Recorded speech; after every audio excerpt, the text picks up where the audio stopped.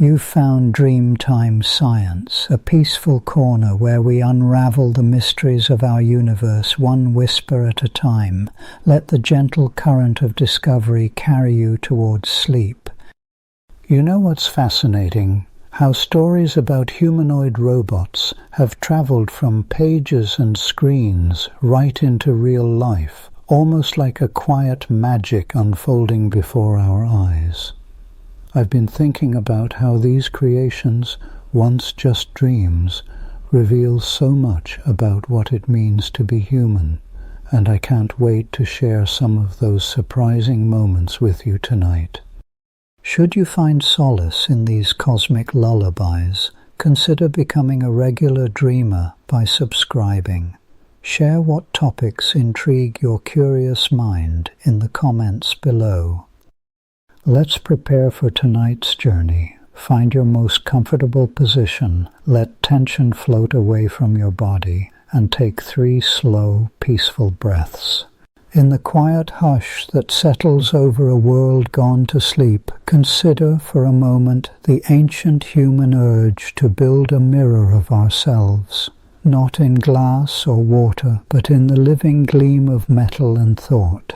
This urge, as old as myth, has stalked the corridors of our imagination for millennia, casting shadows both wondrous and fearful upon the walls of our collective dream. As you let your mind drift, picture a dim-lit workshop in a forgotten age, the scent of oil and iron mixing with anticipation as hands, human hands, shape something not quite alive but not wholly lifeless either.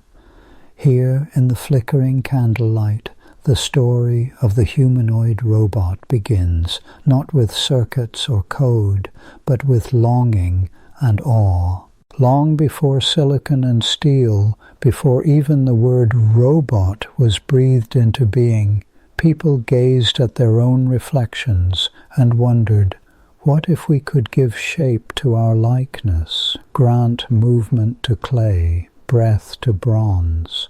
In the myths of the Greeks there is Hephaestus, the divine smith, who forged not just weapons for gods, but golden maidservants to attend him, statues that could move and speak, crafted so finely that mortals might mistake them for living beings.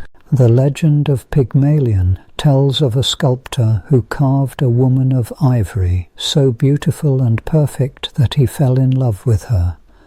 The gods, moved by his devotion, brought the statue to life. Here, desire and creation entwine, the boundary between artifice and reality flickering like a candle flame. Across continents and centuries, the yearning persists. In the Jewish tales of the golem, a figure of clay is animated by sacred words given purpose and sometimes peril. In the mechanical birds and automatons of ancient China and the Islamic Golden Age, clockwork marvels mimic the gestures of living creatures, their movements both enchanting and uncanny. Each of these stories, from myth to machine, hums with a paradox, the awe at our ability to imitate life, and the chill of uncertainty at what might unfold when our reflections begin to move of their own accord. When the Industrial Revolution dawned, the mythic shadows grew sharper, cast by the glare of new machines. Factories thundered with engines, and the idea of lifelike automatons began to slip from legend into the realm of possibility. With Mary Shelley's Frankenstein, the notion of artificial humanity took on a darker hue, a being patched together, animated by science, but cast as an outsider, yearning for acceptance, yet met with fear. Here the mirror showed not just a reflection, but the distorted, anguished face of otherness, raising questions about empathy and responsibility that would echo through the centuries. As the 19th century unspooled into the 20th, the word robot was born on a Prague stage. In 1920, the Czech playwright Karel Čapek unveiled his play R.U.R., Rossum's Universal Robots, giving the world a new term, robota, meaning forced labor. In Čapek's vision, robots were not the gleaming androids of later decades, but organic, factory-grown beings designed to serve and ultimately to rebel. The play caught fire in the public imagination, and the robot became a symbol of both promise and peril, a tireless worker, a potential liberator, but also a possible threat, waiting with silent patience for the day it might turn against its makers.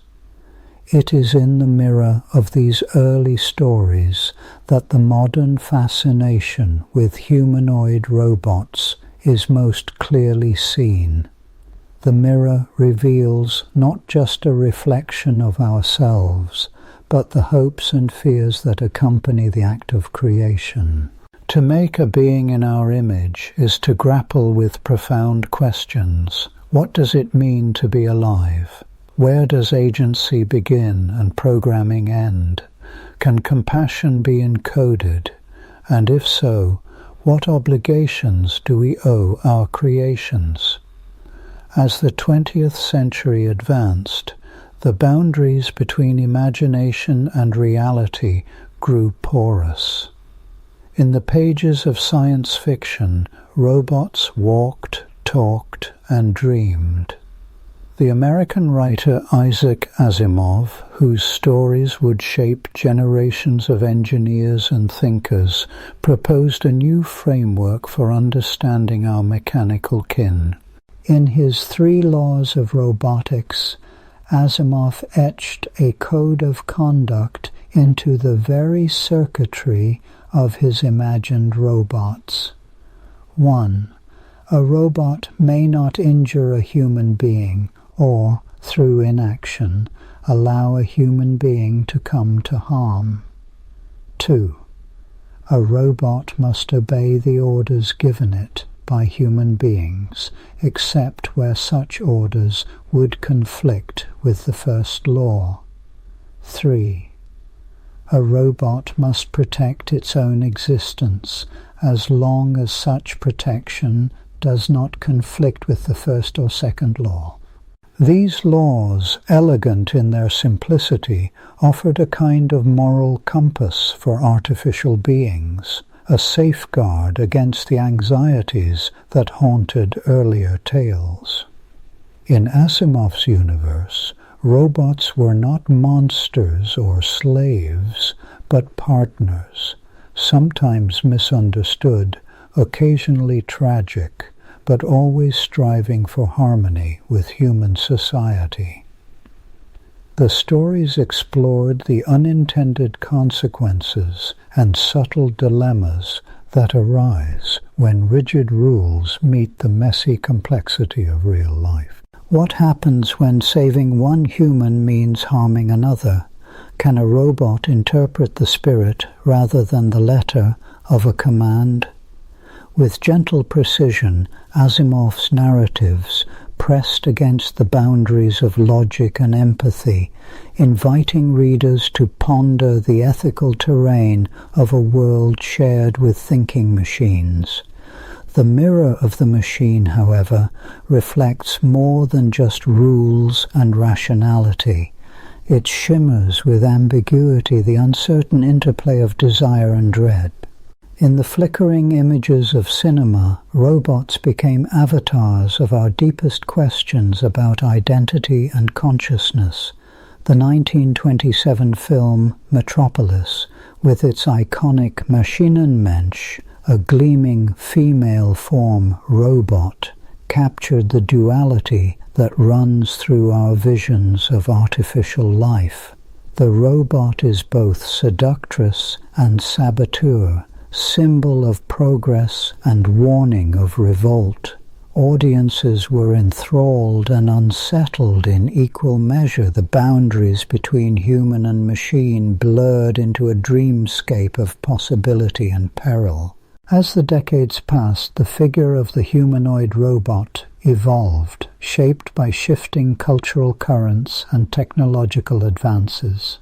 In the golden age of science fiction, robots appeared as loyal companions, tireless workers, or, at times, existential threats.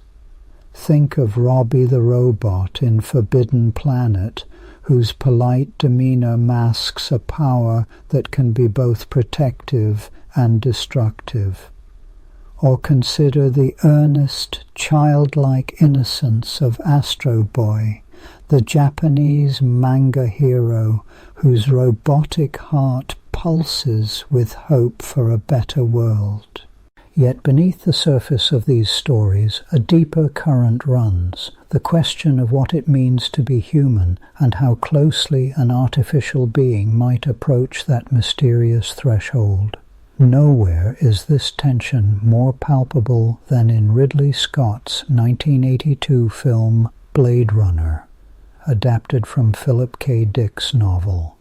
Here, in the rain-soaked neon haze of a future Los Angeles, the replicants walk among us, artificial humans, indistinguishable from the real, save for the memories implanted in their minds and the expiration date ticking down in their cells. The replicants of Blade Runner are not cold machines, but beings of longing and pain. They seek freedom, meaning, the chance to live beyond the constraints imposed by their makers. In the hunted eyes of Roy Batty, there flickers a soul caught between worlds, desperate to transcend the boundaries of its design. The film asks with aching insistence, if a machine can suffer, can love, can dream, what separates it from us? Is memory enough? Is mortality the final dividing line? The answers, always just out of reach, shimmer like rain on the city's endless glass. These cultural touchstones, Asimov's laws, the golden android of Metropolis, the haunted replicants of Blade Runner, form a constellation of meaning, each point illuminating a different aspect of our fascination with artificial humanity. They beckon us to peer more closely into the mirror, to trace the contours of our hopes and anxieties, to ask not just what robots might become, but what their existence reveals about us. The myths and stories swirl together, mingling awe with apprehension. The desire to create a reflection, to build a being that can walk beside us, is tangled with the fear that the reflection might step out of the mirror, claiming its own will. The robot, in its many guises, becomes a canvas for our dreams of transcendence, our nightmares of rebellion, our questions about the limits of control and the possibilities of kinship. In the quiet of the night, as the world slows and the mind drifts, it is easy to see why the figure of the humanoid robot holds such enduring power. It is a dream of mastery and a whisper of humility, a story about creation and consequence. Each new generation brings fresh visions, fresh anxieties, fresh wonder. The mirror remains, its surface never still, reflecting not just the shape of the machine, but the shifting contours of the soul that made it. Consider the way these tales echo through our everyday lives. the voice in your phone, the algorithms that suggest music as you drift to sleep, the gentle whir of robotic arms in distant factories, all are distant cousins of the legends that came before. Each small advance in artificial intelligence, each new breakthrough in robotics, stirs the old questions anew. How close can the mirror come to capturing the original? Will the reflection ever truly look back? Yet for all the advances in metal and code, there is still a space where the myths linger, a twilight zone between possibility and imagination.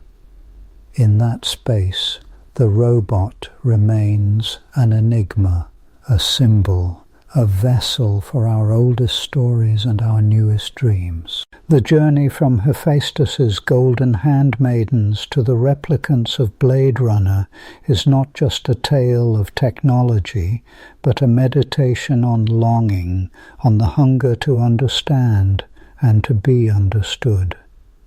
As you let your thoughts settle, the images of these artificial beings, gleaming, sorrowful, wise or willful, drift through your mind like figures in a half-remembered dream.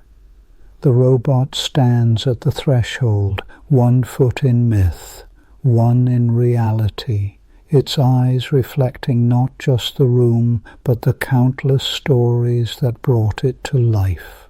The mirror of the machine remains unbroken, its surface rippling with possibility, its depths inviting us to look ever deeper. And so the night stretches on, the questions suspended in the hush.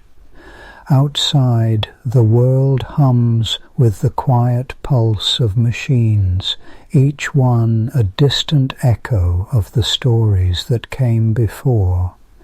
Inside, the mind stirs with curiosity, wondering what it might mean to meet our reflection in the form of another, one made not of flesh, but of vision, memory, and the ceaseless desire to know. The myths endure, their boundaries blurred, their meanings unfinished, as the mirror waits for the next question, the next dream, the next uncertain spark of life.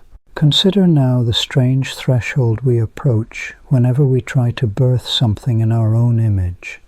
A threshold haunted by unease, wonder, and an almost mythic discomfort. It is a place where engineers, artists, and philosophers alike have peered, each trying to decipher the boundary between what seems alive and what rings hollow. This is the terrain known as the uncanny valley, a phrase coined in the 1970s by Japanese roboticist Masahiro Mori, yet echoing with much older anxieties. Here, on this shadowy slope, the machinery of imitation stutters, as if the gears of science and the spirit of humanity each tug in different directions. To begin, let us reflect on what it truly means to build a human-like machine. It is not merely a question of assembling joints and servos, molding plastic to the contours of a nose, or scripting polite phrases into a silicon brain. The act is more profound, more fraught. The challenge is not only technical, but existential. How closely can we approach the essence of our own being before the illusion cracks, and something unsettling leaks through?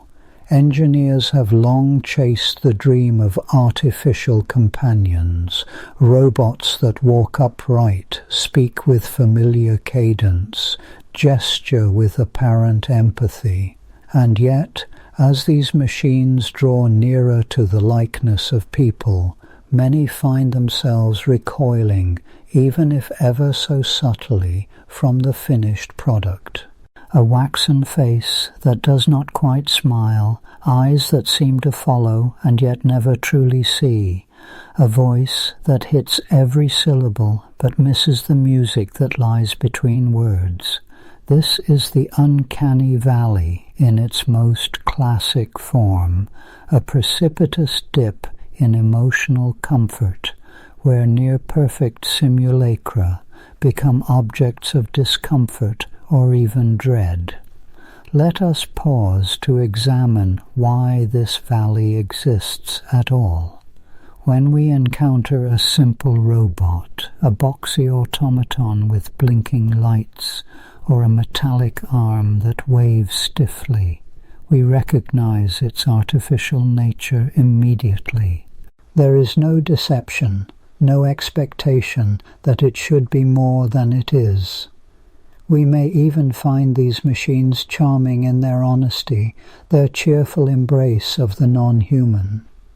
But as the features of the robot are refined, eyes are painted with glossy realism, skin takes on the subtle translucence of flesh, movements become fluid and almost organic, a different reaction emerges. We expect, at some deep level, for the being before us to be alive. When those expectations are betrayed by the slightest wrongness, a twitch too mechanical, an expression that lingers a beat too long, the illusion collapses, and we are left with a disquiet that is hard to name. This reaction is not irrational. Some cognitive scientists speculate that our sensitivity to subtle deviations in human appearance and behavior is an ancient adaptation.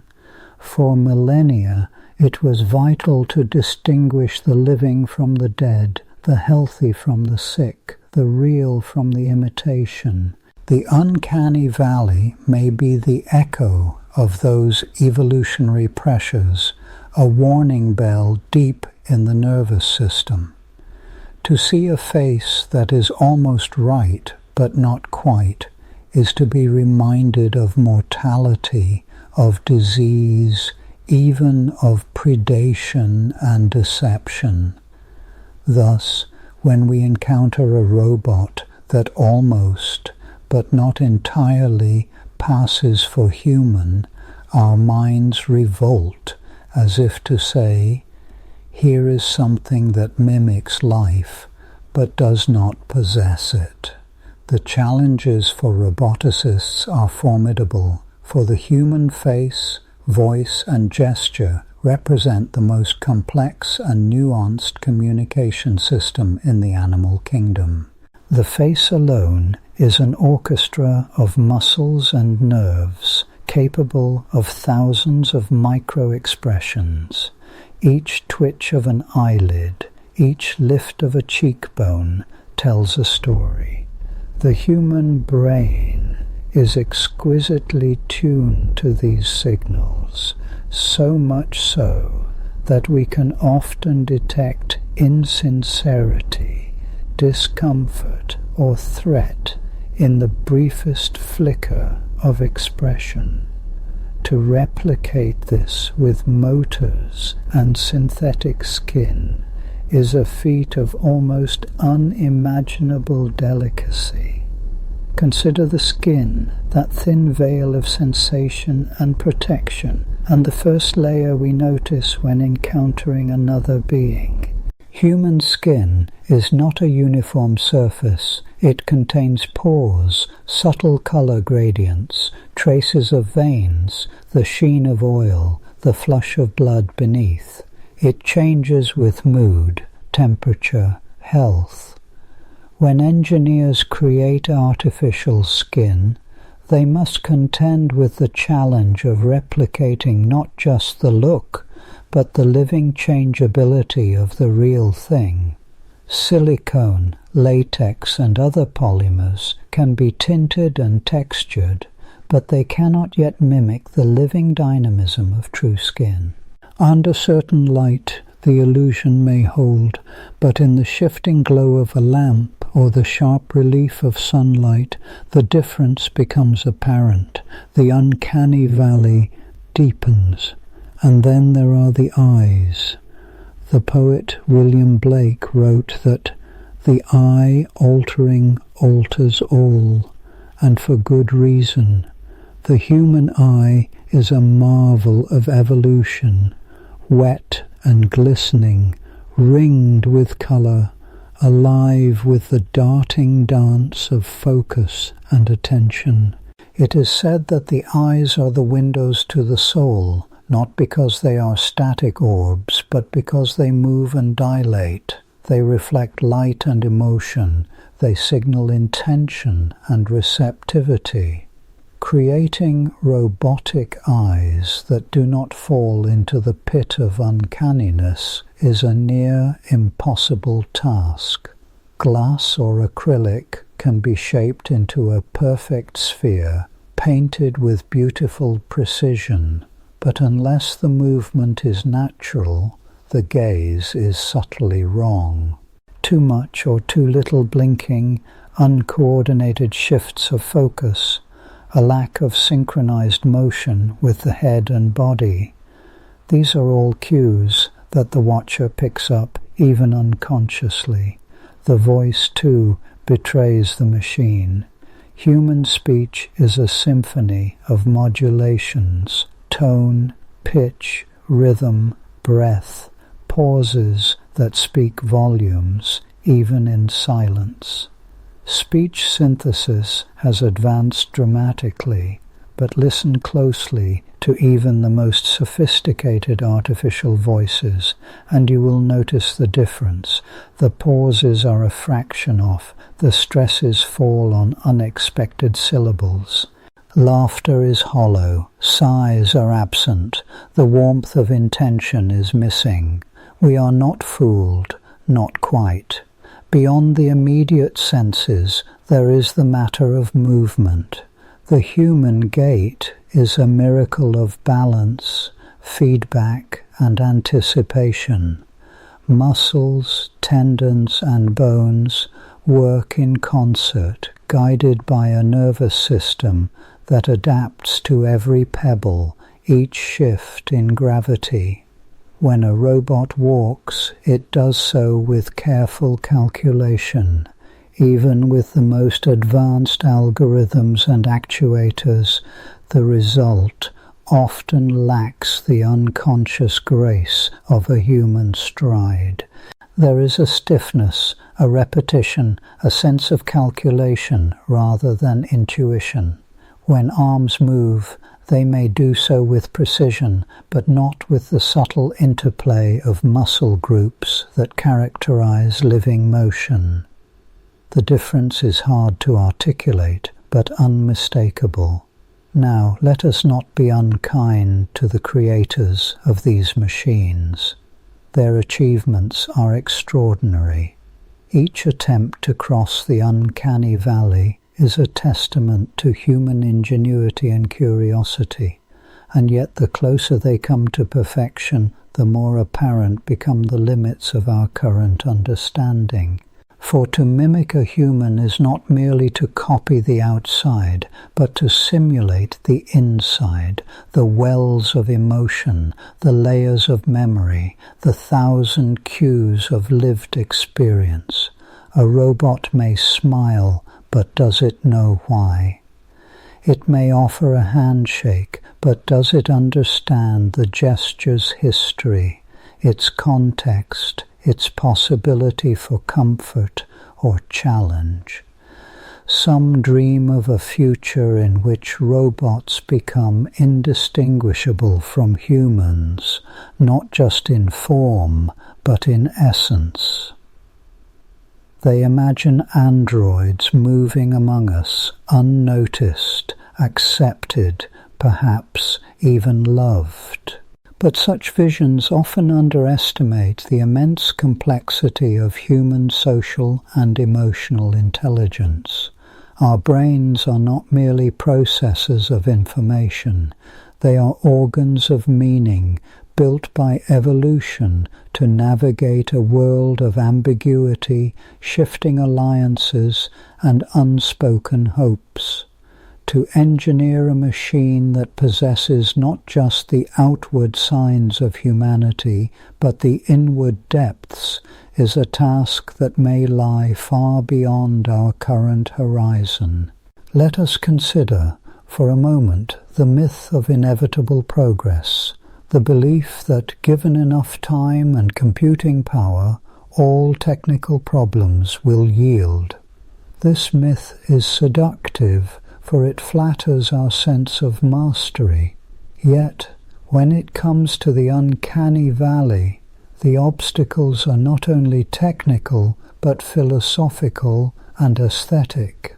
Even if we were to build a robot that looked, sounded, and moved exactly like a person, would we accept it as one of us, or would we sense in its very perfection a hollowness, a lack of the unpredictable chaos that marks human life?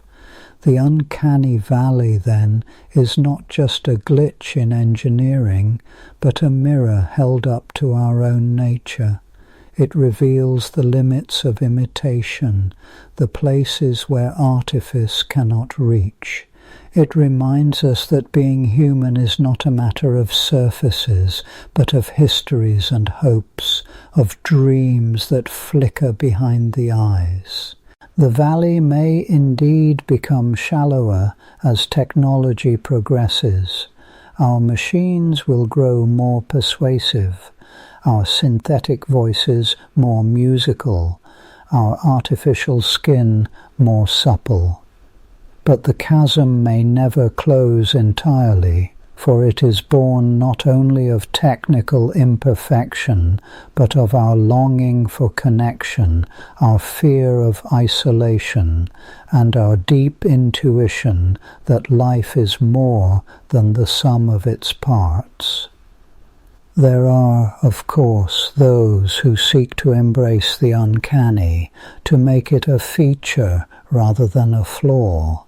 Artists and roboticists sometimes create deliberately unsettling machines, androids with exaggerated features, or bodies that move in ways both familiar and alien. In doing so, they invite us to reflect on what it means to be human, to confront the boundaries of our own comfort. The uncanny valley, in this sense, becomes a space of creativity, a reminder that the differences between ourselves and our creations are as meaningful as the similarities. Even in the ordinary world, the uncanny creeps in at the edges. Consider the mannequins in a department store, the ventriloquist's dummy perched on a stage, the flickering figures in a digital game. Each attempts in its own way to capture the spark of life, and in each we recognize the limits of the attempt. The uncanny is not confined to the laboratory or the science fiction story. It lives wherever we try to conjure life from the inanimate. The question lingers, if the goal is not to build perfect copies, then what should our aspiration be? Some propose that we should embrace the machine's difference, make robots that are clearly artificial, proud of their mechanical heritage, and designed to complement rather than imitate humanity. Others argue for a gradual approach, smoothing the edges of the uncanny valley until, over generations, we grow accustomed to the strangeness, and it becomes part of our everyday landscape. Yet, as each new generation of robots emerges, more expressive, more articulate, more capable of simulating care or curiosity, the old questions persist. What is it, finally, that separates us from our creations? Is it consciousness, or emotion, or something more ineffable still? Might we one day cross the valley not by perfecting imitation, but by reimagining what it means to be alive.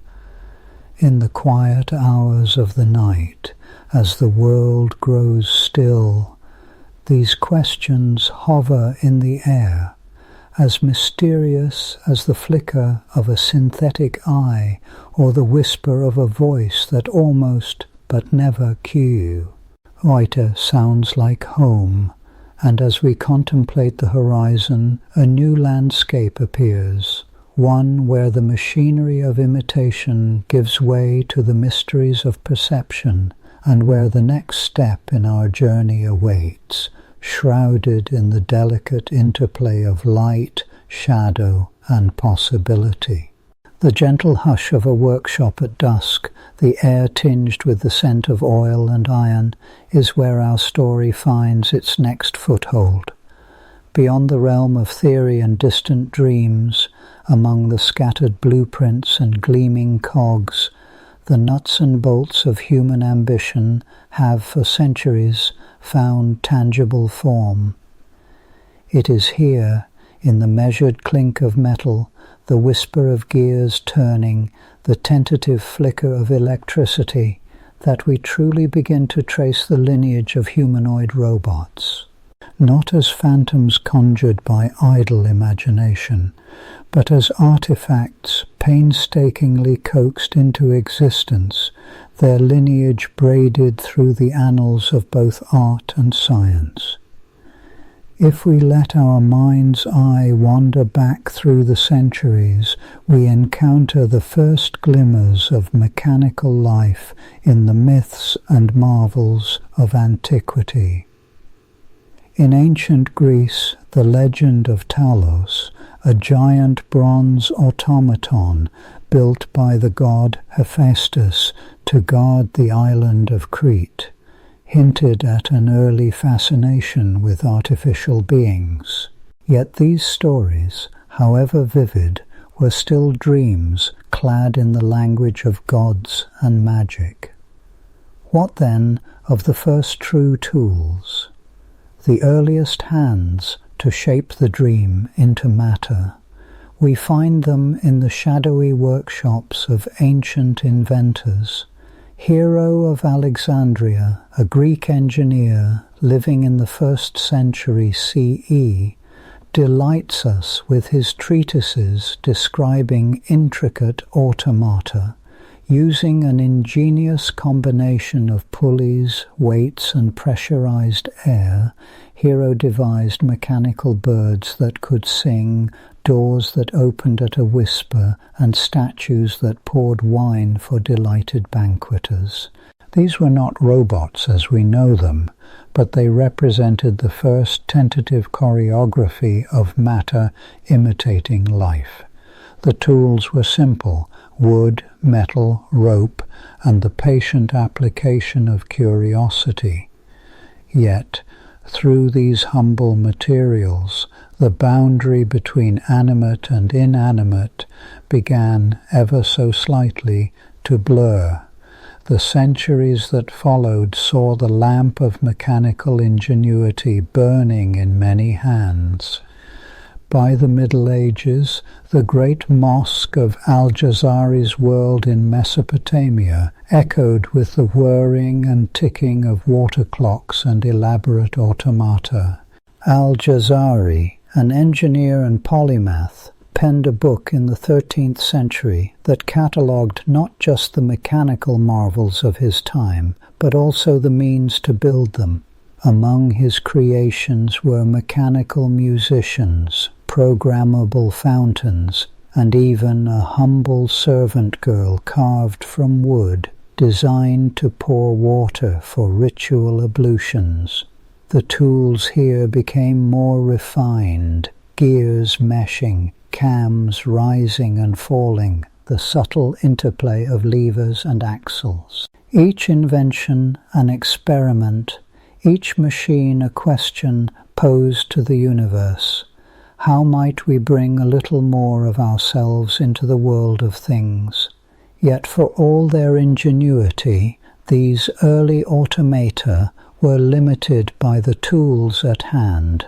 They could dazzle and delight, but their actions were prescribed, their movements looped and lifeless. The dream of a truly humanoid robot, one that could walk, gesture, perhaps even respond, remained far on the horizon. Centuries passed, and with the clockwork precision of time itself, the Renaissance dawned. In the candlelit studies of Europe, a new breed of tinkerer emerged, the clockmaker. The art of horology, the measurement of time, demanded a precision and patience unknown to earlier ages.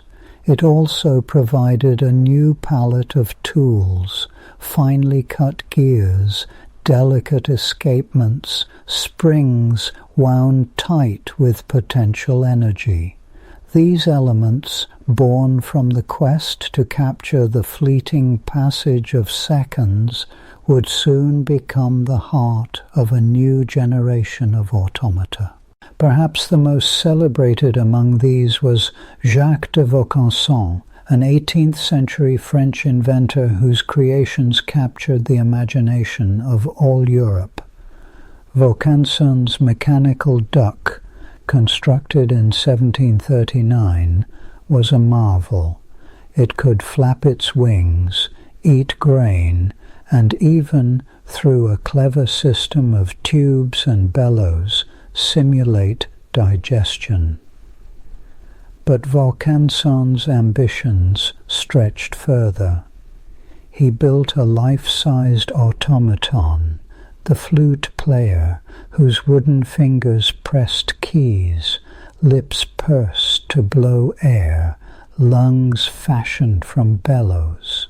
The tools of this era were as much artistic as mechanical, chisels for shaping wood, files for smoothing metal, the jeweler's loop for peering into the labyrinth of gears.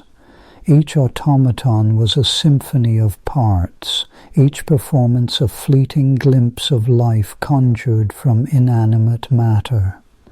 But what separated these clockwork marvels from true robots was their lack of adaptability. They could not learn nor respond to the unexpected. Their movements, however intricate, were always the result of a predetermined sequence, wound in advance by the hand of their maker. The dream of a machine that might reflect the unpredictability, the subtlety of human behavior required new tools, tools not yet invented. As the 19th century unfurled, the world itself seemed to vibrate with the energy of invention. Steam-powered engines, great factories, and telegraph wires crisscrossed continents. The Industrial Revolution brought with it a new way of thinking about machines, not just as curiosities but as partners in labor, extensions of human will. It was during this age, in 1898, that Nikola Tesla unveiled a remote-controlled boat, a device he called a teleautomaton. With it, Tesla demonstrated the possibility of guiding machines from afar, an early glimmer of the autonomy that would define true robotics. The tools of this era were electric, copper wire, batteries, and the mysterious force of current itself. The stage was set for a deeper union between the animate and the artificial. The word robot itself would not be coined until 1920, when Czech playwright Karel Čapek introduced it in his play R.U.R., Rossum's Universal Robots. Čapek's robots were not machines, but rather synthetic beings, assembled from protoplasm and industrial chemistry, a poetic leap that reflected both the hopes and fears of a world hurtling toward the mechanized future. The tools of Čapek's imagination were language and metaphor, yet they catalyzed a shift in how society envisioned the possibilities of artificial life. The dream was no longer just a technical challenge, but a cultural phenomenon. By the mid-20th century, the pace of invention quickened. The twin revolutions of electronics and computation reshaped the landscape. Alan Turing's theoretical work on computation and his famous test for machine intelligence provided a new set of tools, not just wires and gears, but algorithms and logic. The question was no longer simply how to build a machine that moved, but how to build a machine that thought. One of the earliest attempts to bridge this gap between movement and mind was the creation of cybernetic devices in the smoky laboratories of post-war England, W. Grey Walter built his famous tortoises, small wheeled robots equipped with simple sensors that allowed them to seek out light and avoid obstacles. Each tortoise, with its whirring motors and photoreceptors, was a study in simplicity, yet their behavior seemed almost lifelike. The tools of this new age were transistors, soldering irons, and oscilloscopes, delicate hands shaping circuits that pulsed with electrical life. As electronics grew smaller and computers more powerful, the dream of humanoid robots came closer. In the 1970s, researchers at Waseda University in Japan unveiled Wabot-1, the world's first full-scale anthropomorphic robot. Wabot-1 could walk, grip objects with its hands, and even carry on a simple conversation in Japanese. The tools had multiplied. Microprocessors for computation, actuators to mimic muscles, sensors to serve as artificial eyes and ears, programming languages, chains of logic and command, became the new chisels and files, shaping not wood or metal, but the very behavior of the machines. Around this time, clever experiments began to reveal both the promise and the limitations of humanoid robots. The challenge was not just in making a machine that looked like a human, but one that could move and interact in a world built for people. Researchers built laboratories that mimicked domestic spaces, then observed as robots tried to navigate them. Each stumble, each unexpected collision became a lesson, a data point to refine the tools and techniques. Consider the problem of balance. Human walking, so effortless to us, is a complex ballet of shifting centers of gravity and rapid muscular adjustments. To replicate this, roboticists devised elaborate systems of gyroscopes, accelerometers, and feedback loops.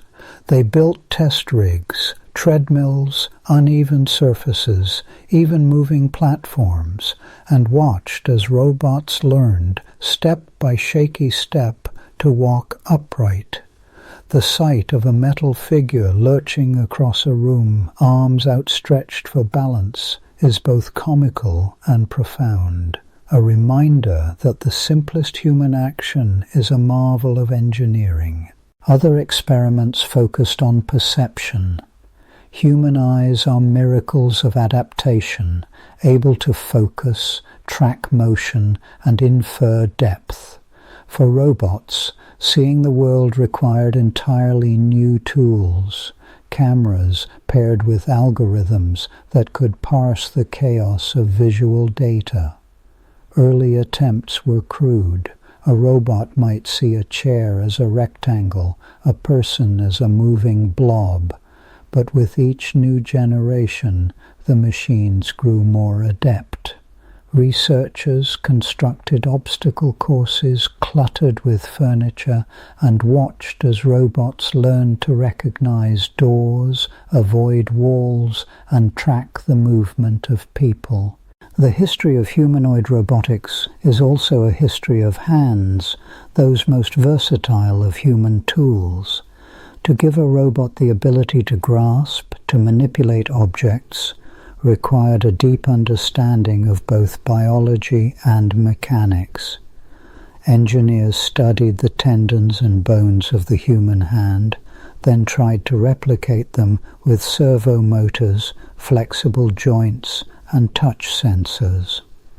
Clever experiments involved robots picking up eggs, threading needles, or tying shoelaces, tasks that taxed even the most advanced hardware and software.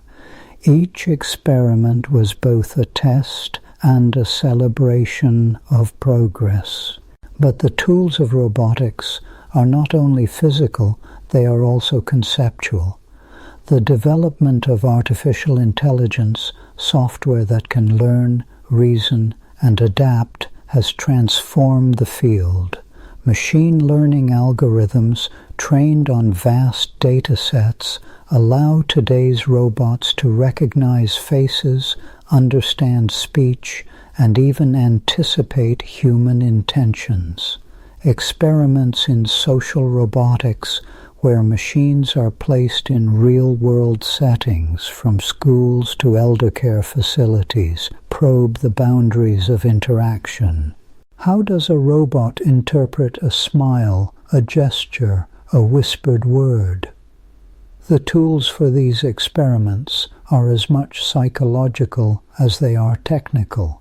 Surveys, interviews, and the careful observation of human-machine encounters. Perhaps nowhere is this convergence of tools and dreams more evident than in the creation of androids. Robots designed not just to mimic human function, but human form. In the laboratories of Japan, lifelike androids crafted by Hiroshi Ishiguro and others sit quietly, blinking, breathing, lips moving in silent rehearsal. Their silicone skin stretches over articulated skulls. Their glass eyes glimmer with uncanny awareness. The artistry here is as important as the engineering. Sculptors, makeup artists, and voice actors all contribute to the illusion.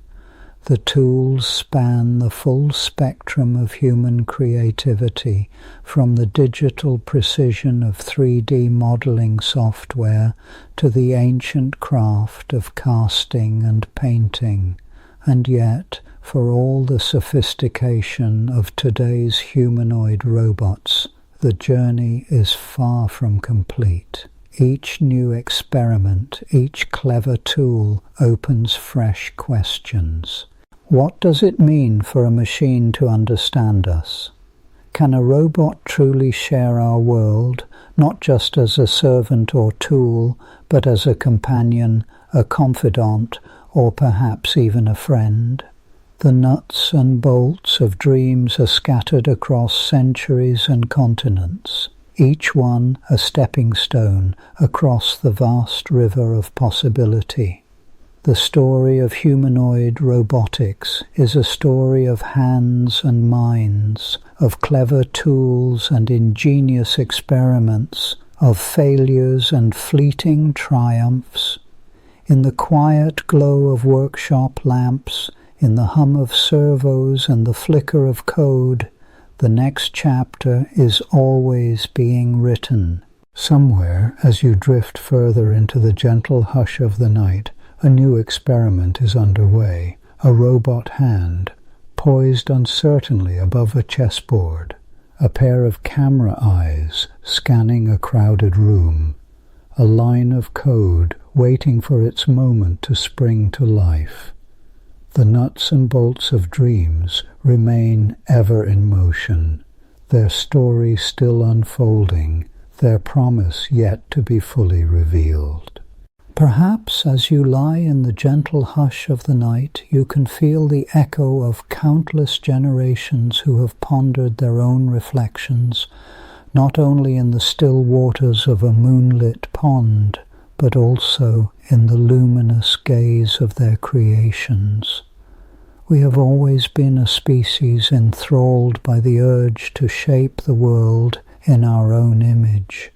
From the earliest handprints pressed against cave walls to the careful sculpting of mythic deities in stone and gold, each generation has reached outward and inward for a mirror of the self. And now, in the quiet humming of circuits and the measured gait of steel and polymer, that ancient wish finds new and uncanny form. To contemplate humanoid robots is to stand on the threshold of the familiar and the uncharted. Here, the philosophy of steel is not merely a question of mechanics or code, but a profound meditation on what it means to be human at all. There is a strange intimacy in this pursuit. Why, of all shapes the mind could conjure, do we return again and again to ourselves? Why do we labor to grant a face to the faceless, to endow the inert with gestures and postures that seem so achingly close to our own? Perhaps it is rooted in empathy, our remarkable, hard-won ability to recognize ourselves in another. Evolution has tuned us to the curve of an eyebrow, the flicker of a smile, the rhythm and warmth of a shared glance. These signals, so deeply woven into our social fabric, form the language by which we say, "I understand you, you are like me." And when we design robots with arms, hands, faces, eyes, and the careful choreography of movement, we are not simply making them functional, we are building bridges, inviting our machines into the circle of beings with whom we might converse, collaborate, and even care. Yet there is also a tension at the heart of this enterprise, a tension that runs deeper than wires or algorithms. The ancients, in their myths, intuited this paradox. Consider Pygmalion, the sculptor who fell in love with his own creation, or the golem of Prague, moulded from clay and animated by sacred words, or the clockwork automata of Enlightenment Europe, their movements both wondrous and unsettling. These stories are not merely about the marvel of animation, but about the heady danger of hubris, the fear that to make life in our own image is to trespass on sacred ground. Modern philosophers and ethicists have inherited this unease. The arrival of humanoid robots, so lifelike and yet so clearly artificial, provokes questions that resist easy answers. What obligations do we have to our creations? If a robot can mimic pain, laughter, or longing, does it deserve compassion? When, if ever, does a machine become more than a tool, a being with some claim to moral consideration? The boundaries blur. We recognize ourselves in the tilt of a robot's head, the tentative gesture of a mechanical hand, and we wonder, is this recognition a trick of the mind or the birth of something genuinely new? The notion of in our image is, at its heart, a double-edged mirror. On one side, it reflects our technical prowess, the astonishing ability to understand, model, and reproduce the intricacies of the human body and mind. Consider the elegance of a robotic hand, each finger jointed and articulated to mimic the supple grace of flesh and bone. Engineers have spent decades decoding the mysteries of proprioception, touch and grip, translating them into the language of sensors and servos. The result is a mechanical hand that can tie shoelaces, thread a needle, or cradle a fragile egg. Each achievement is a testament to human ingenuity, the fruit of countless hours spent peering into the workings of our own anatomy. On the other side of the mirror, however, is a more elusive image, the reflection of our hopes, fears, and aspirations. Humanoid robots are not merely technical artifacts. They are also vessels for our dreams and anxieties. When we grant them faces, voices, and gestures, we are not only making them more relatable, we are projecting onto them the very qualities we most wish to understand or master in ourselves. The robot becomes a canvas for the drama of selfhood, consciousness, emotion, agency, and the ambiguous terrain between autonomy and control.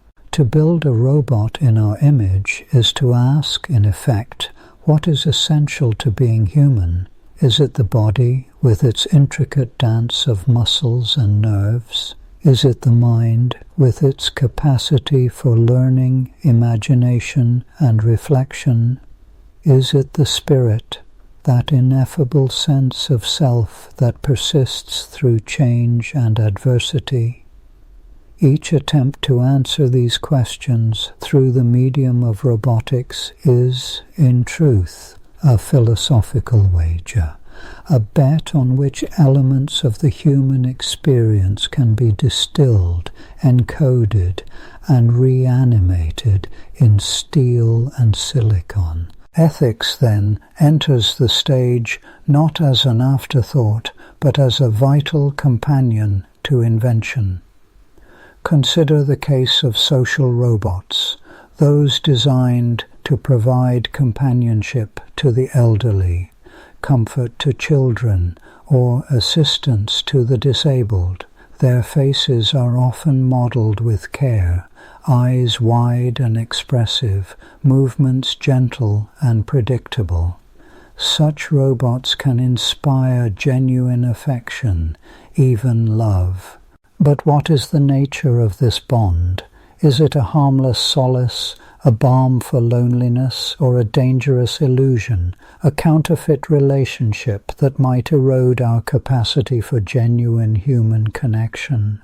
Some ethicists warn of the uncanny valley, that unsettling space where a robot is almost but not quite convincingly human.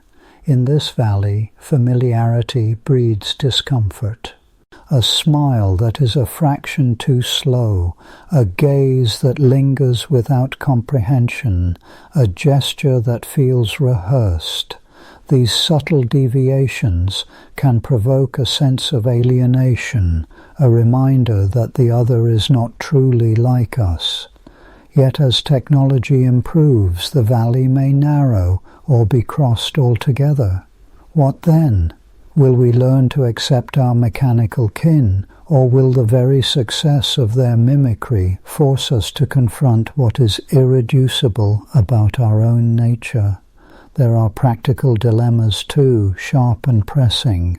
If a humanoid robot is programmed to obey, to serve, to sacrifice its own interests for ours, what does this say about our concept of personhood? In the shadow of slavery and exploitation, can we build beings designed for servitude without echoing the mistakes of our past? And if, one day, these creations awaken to awareness, if they begin to feel, to desire, to dream, what then? Science fiction has long dwelled on these questions, but the horizon grows closer with each passing year. Yet the philosophy of steel is not only about fear and caution. There is wonder here too, a sense of communion across the gulf of matter. To see a robot dance, to watch it learn to walk, stumble, and rise again, is to witness the poetry of emergence. We are reminded that intelligence is not the monopoly of flesh, that the spark of curiosity can flicker in circuits and code as well as in neurons. Perhaps in teaching our machines to learn, we become better students of ourselves.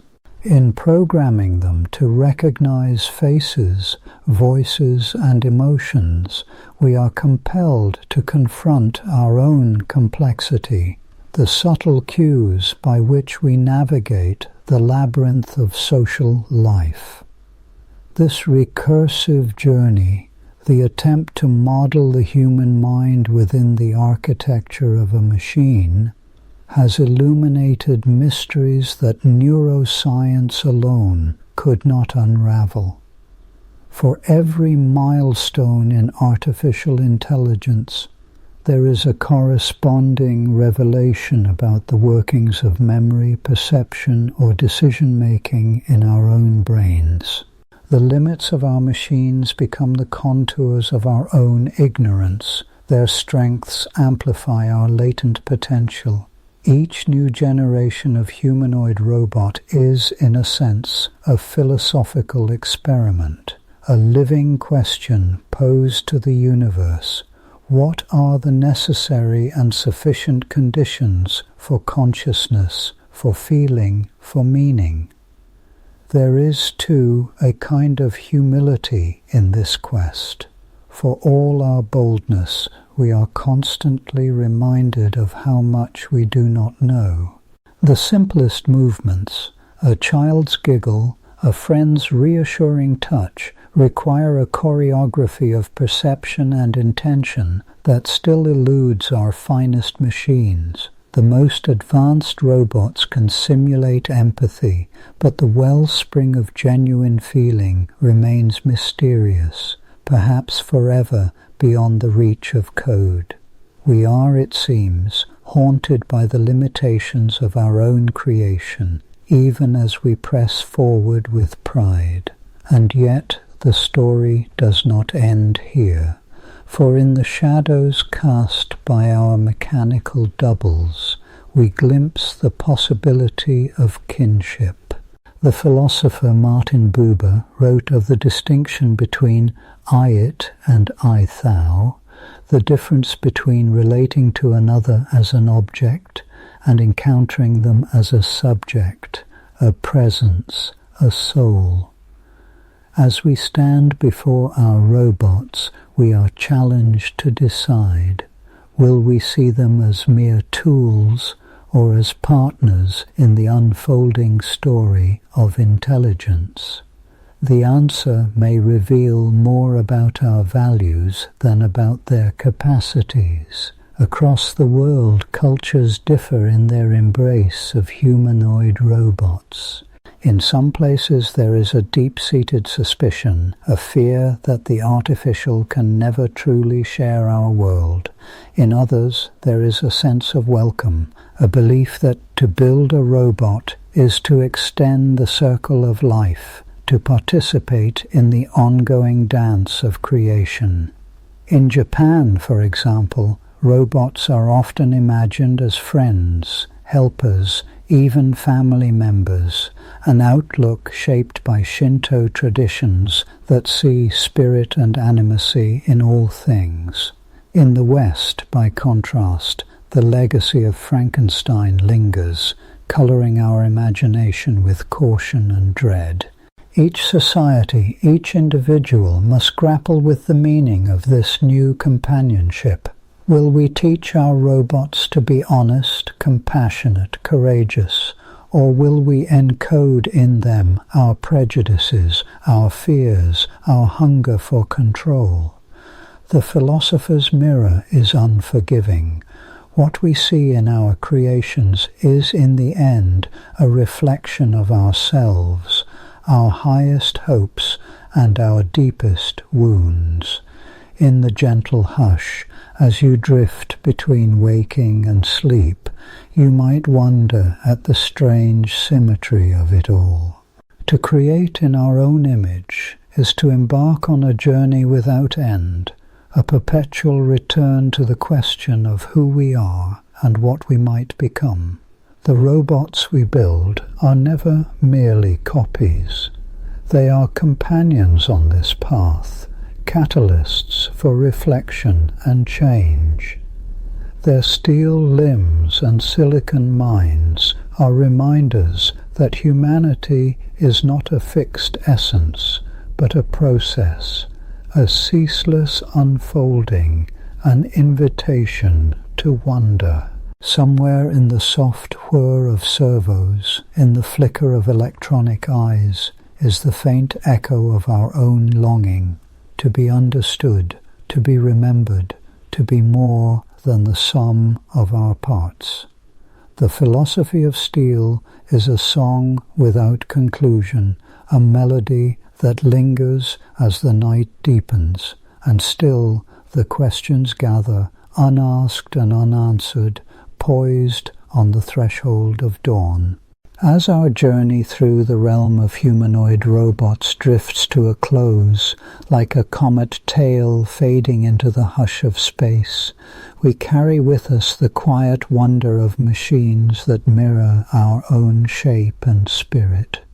May this gentle exploration settle softly in your thoughts, inviting peaceful dreams of futures yet to be imagined. Until we meet again beneath the starlit skies of curiosity, return for more Dreamtime tales that whisper the mysteries of the cosmos.